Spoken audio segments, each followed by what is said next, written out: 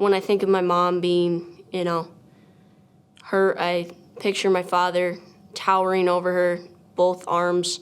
leaning right over her so she couldn't move from the couch, or, raising a hand before he quickly put it away when I walked into the room,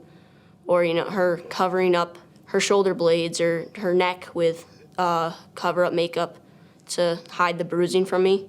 when I came home from school. What sticks out the most in my mind was being little, but understanding that something wasn't right and not being able to stop it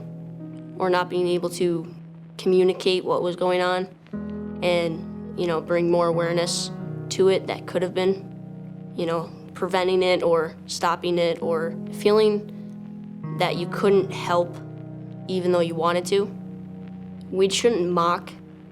this movement, and we shouldn't mock what it stands for.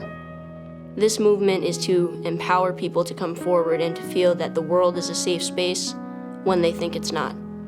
That we should be able to come forward and say what happened to us and have people believe us and have people help us.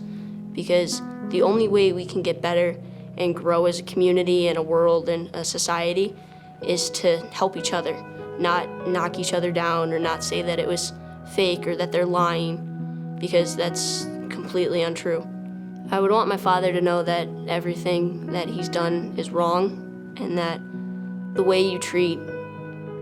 your children and your wife affect every part of your life, and that when you wake up someday on one side of your bed and see nothing next to you, it's all because of this, and it's all because of you. And it could have been prevented if you had done, counseling or gone anywhere, but it needs to stop because it's not how you treat people. Most beautiful thing about my mom would be her sense of humor. She was so sick for years, and even going through doctor's appointments where they're taking 37 tubes of blood at a time for testing, she would always